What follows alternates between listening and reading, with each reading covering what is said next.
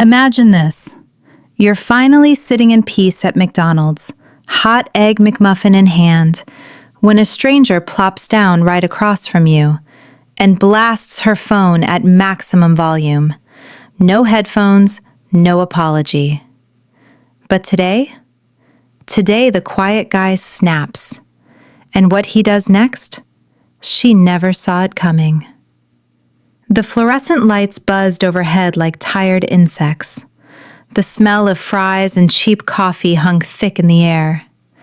I sat alone in my usual corner booth, the one with the cracked vinyl seat that nobody else seemed to want. My Egg McMuffin was still warm, steam curling up from the wrapper. Beside it, my Diet Coke sweated beads of condensation onto the tray. This was my ritual. 20 minutes of silence in a noisy world.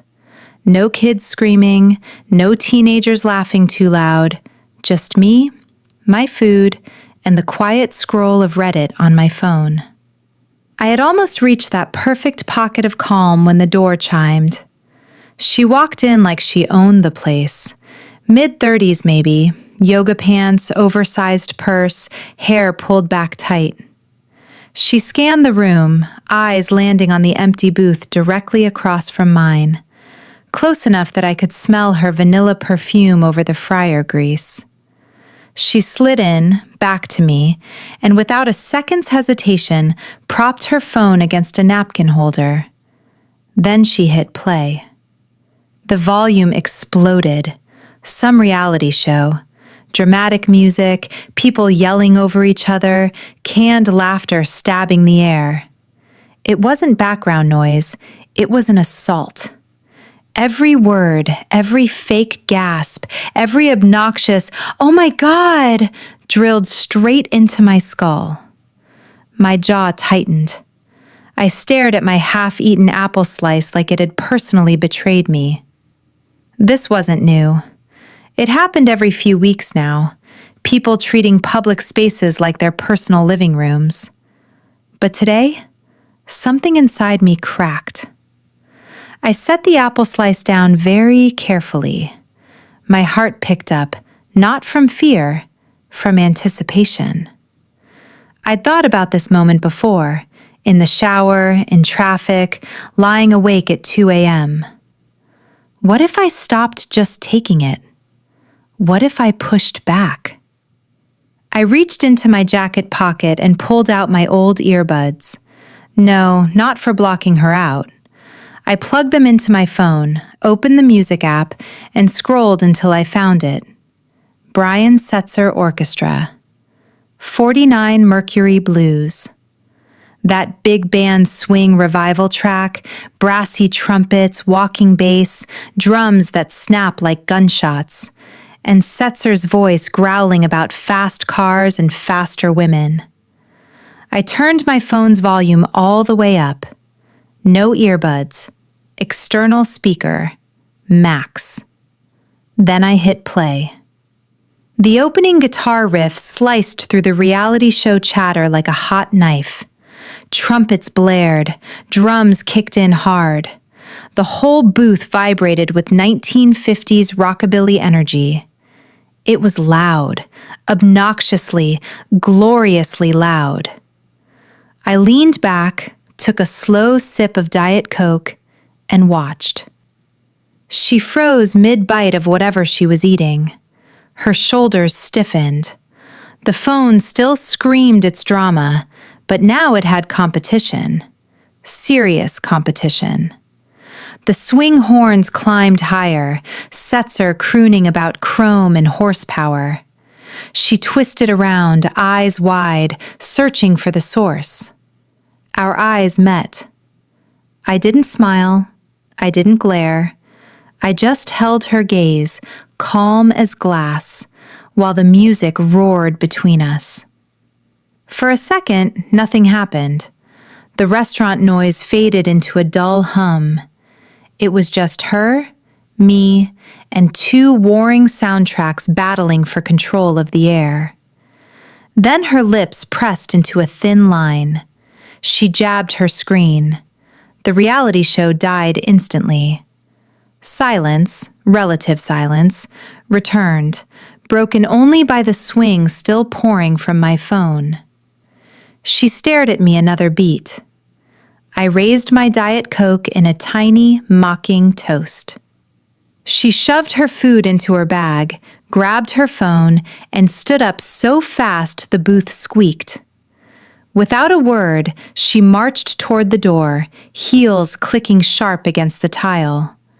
The door chimed again as she left.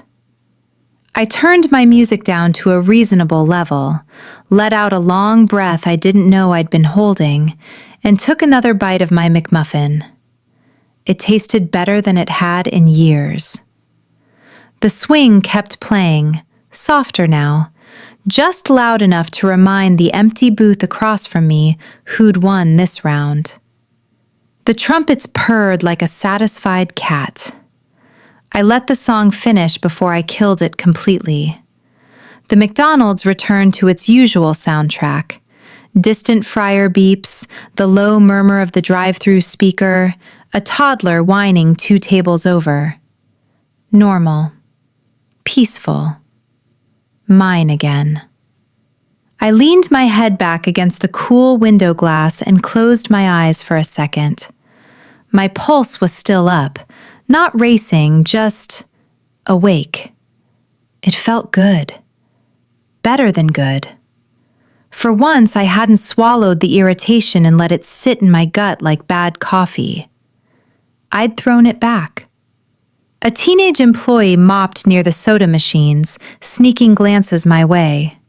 He looked half impressed, half worried I might turn the music on him next. I gave him a small nod.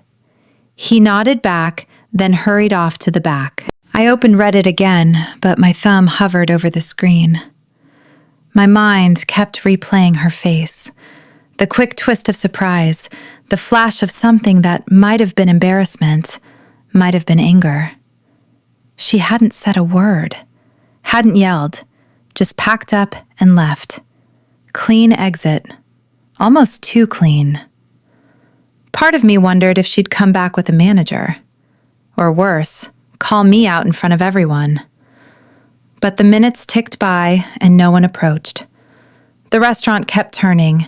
People came in, ordered, left. Life didn't pause to judge me. I finished the apple slices, crumpled the wrapper, and stood up to toss my tray. As I passed her booth, I noticed she'd left behind a single napkin, crumpled and lipstick stained. I almost laughed. A tiny trophy. I picked it up between 2 fingers, dropped it in the trash like it was nothing. Outside, the afternoon sun hit the parking lot hard, reflecting off windshields in sharp white flashes. I walked to my car, an old Honda that still ran like a dream, and slid inside. The leather seat was warm from sitting in the sun. I didn't start the engine right away. Instead, I sat there, keys in hand, staring at the golden arches glowing against the blue sky. I'd always told myself I was the live and let live type. Polite, patient, the guy who'd rather move seats than make a scene. But today, I'd made a scene. A small one. A petty, perfect one. And the world hadn't ended. A slow grin crept across my face. Next time someone blasts their phone in my space, next time some kid watches TikToks without headphones, or a couple argues over speakerphone, I won't just sigh and relocate. I'll reach for my phone. I'll cue up the loudest, brassiest, most unignorable track I can find. Maybe jump, jive, and wail. Maybe something even older, louder. I'll let the horns do the talking. Because being old means you've earned the right to stop pretending you don't care. And honestly, I don't give a damn anymore. I turned the key. The engine rumbled to life. I pulled out of the lot, windows down, radio off. Just the sound of tires on asphalt and the faint echo of swing still ringing in my ears. Next McDonald's visit couldn't come soon enough.